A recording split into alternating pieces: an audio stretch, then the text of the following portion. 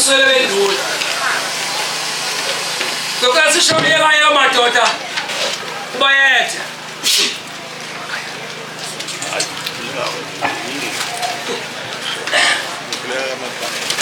angijwaye sishonile kayo madoda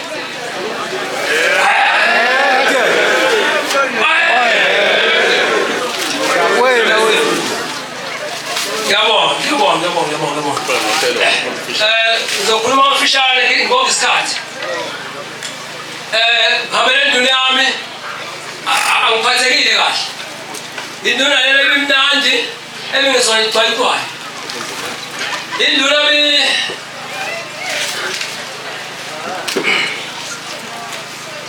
ebimnandi induna. Angibaze ngiyizwe ukuthi khona leyona khona. Isigodi sigoqe kakhulu uma isigodi induna ivele ishawe ichaphazeke singazeleli kuhle goqe kakhulu kulo nyaka ngoDisemba induna khona umcimbi omkhulu esiwenzele esigodi uthiwa lowo uhlangene yanikela ngenkomo sawenza umcimbi okade kuney'nsizwa zakithi ekade ezayivelelwe ngo-1959 uma sevela lo mshopho njengalolu uqoqeke kakhulu siyacela ngoba abantu abenzile basiphoxile abantu abenzeleyo siyacela uma ukhona umuntu one-formation ayibeke ngasemaphoyiseni noma ayibeke endaweni engcono ngoba uma uhamba ukhuluma la emavungwini angethembile ngicela ungalulu kakhulu sizotethela ubaba umthitheli emakhaya kunoba umsume ngizomcela naye akhulume becelile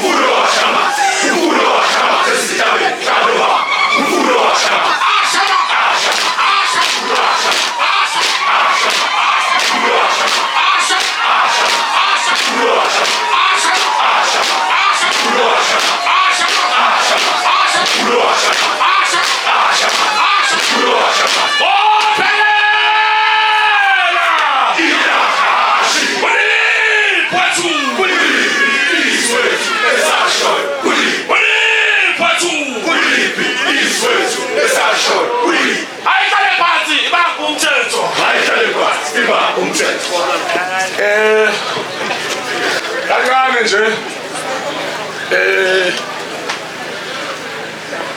iminute nje elodwa hlala phansi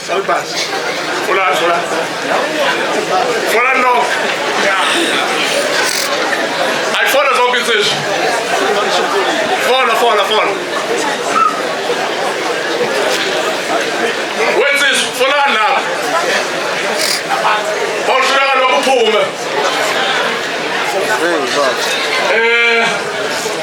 Cha asinakho okuningi thina njengamabutho omhlabuhlangene esingakusho ngomfowethu uMsweni. Sidabuke kakhulu ngendlela okwenzeke ngayo. Benze umlungu laba benze lokho. Kodwa engikwazi ukuthi ngeke kusuka umuntu eGoli azobulala uMsweni la. Nina abantu balani yazi uMsweni ubulalule. Nimbulaleleni. Ngeke kusuka umuntu eGoli noma ebangela azobulala umuntu. Nikhona. Kungabantu bashimoto ebusuku igijima. Nithule nje. Cha nisiphoxile bafowethu. Vele ke phela isikhathi sokuthi mase sifikele siyafika. Kodwa indlela okwenzeke ngayo ibuhlungu. Futhi asithandi. La kuba neluthingi la kule minyaka edlule. Sahlala la 2 days isikhathi isitolo sikaMsweni ukuthi singalutho.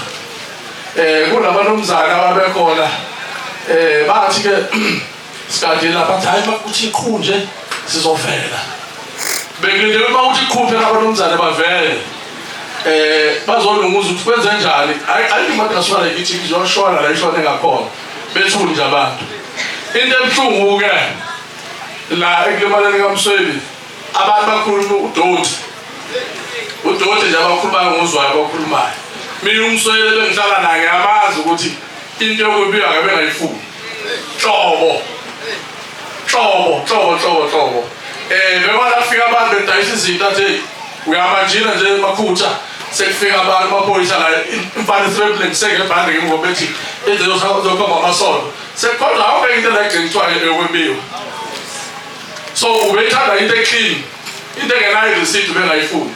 So lo Doti okhuluma abantu uDoti lo. Odivine lokho ezela kumina futhi. Ngoba ngiyakhuluma ukuthi uDoti wodwa la. Nami nje mhlawumbe ngizona ngifile ngoba sekukhuluma uDoti lo okhulumayo. So abantu abayeke ukukhuluma into abangazazi. Umuntu meselimele uselimele ngaphandle mawazi wena ukuthi ulinyazwe yini. Mawazi ukuthi ulinyazwe yini uyokhuluma uqhubeka lo Doti elikhulumayo. Bayazazi ke futhi abakhuluma lo Doti akunendaba ukuthi ubani nokuthi uhlonishwa kuphi akunendaba. Kodwa ngisala ukukhuluma uDoti ngomsweni ngoba eselele phansi.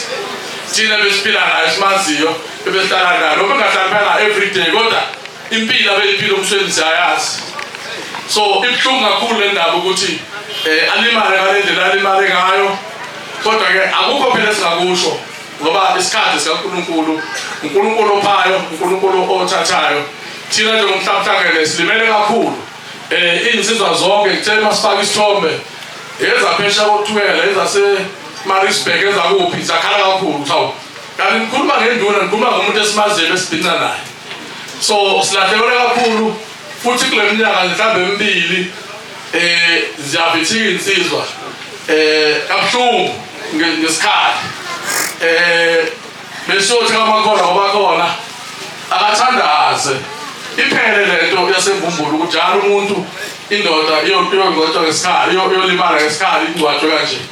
Umuntu akahambe nje ngathi ngicwabe sedlule insizwe ehambe kahle nje egulile. Noma ihambile siyakhala kodwa ihambe kahle hayi ngesandla somuntu. La okunesandla somuntu idala inzondo engeke iphinde phele. Kodwa mhlawumbe ngithe ingane zakaMsweni azilandele umthetho zingafuni ukuyithathela umthetho esandleni zawo. Ngoba sisezweni ledemocracy ezweni ekufanele ngabe umthetho uyasebenza. Ukuthi uyasebenza noma usebenzi it's another debate for another day. Kodwa bekufanele ngabe amaphoyisa ayaphenda if ibesekhona lento kwathiwa i-intelligence emaphoyiseni fanele ngabe khona umuntu oseboshiwe manje akwazi ukwenza into emphakathini abantu bekhuluma kungaboshwa muntu ubudedengu nje lobo. Kodwa ke angiyibambe lapho ngizoze ngivuke umoya. Cha uthe ubona ukukhuluma ubawumsomo ukhona eJozi umsomo khona eJozi zonikeza ukhathi nyaka manje sithini yakuthi wami bawumsomo utshela khona eJozi what's it bawumsomo khona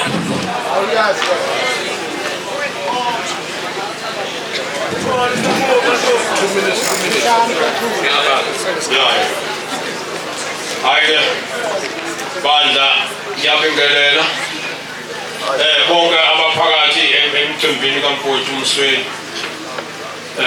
umcimbi wokugcina wakhe uMsweli insizwa lesikhule nayo la sayishiyela inkomo sesiyobheka oDompasi thina masiyozama nathi ngichaza ukuthi akukho umzima uMsweli abaziyo engingabazi nami ngoba bevama ukuthi izinto uma zimehlela sibe ndawonye futhi naye beshesha ngithinte uma kukhona into ezokwenzeka ayisolayo ngichaza ukuthi-ke lo kwenzile ulungile ngithi engathi angazabe netephe lingangaleli tende ngoba kusho ukuthi sibulele sonke thina la kaThoyane nakamakhanya nasembo nakamaphumulo imbumbulu yonke uyinikile inkinga ngokubulala umfowethu uMsweli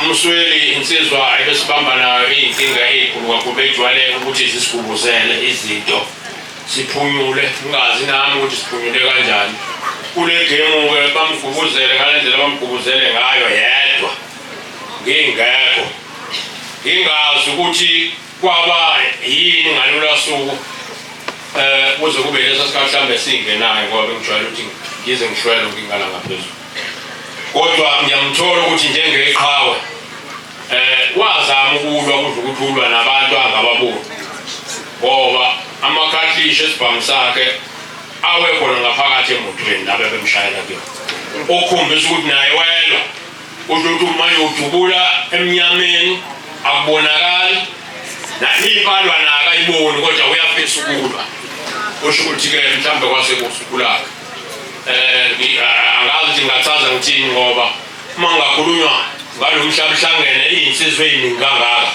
zakhiwa yithina noMsweli kanye noMkhize la umabandla sasibathatha njengabantu abangamatsatsaza labantu abangayithandi indaba yoyikhumba kodwa bavele basisurprise njengenye indlela abenza ngayo sinomfo kaNzongo la umusi ngichaza ukuthi-ke sayakha lento sixhumana noMkhize ngaphesheya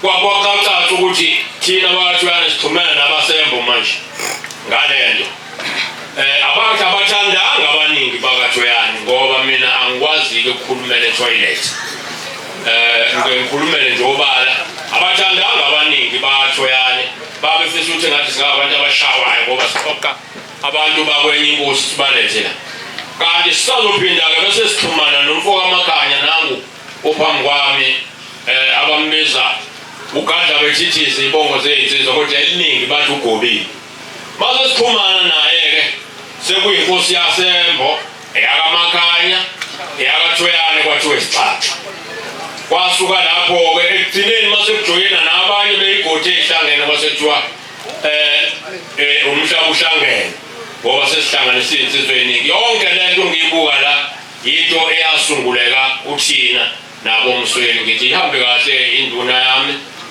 isigagayi hayi kona besibambile bandla besizama ukulakha izwa singangazi nami ukuthi sengizomisa kanjani ngiyabonga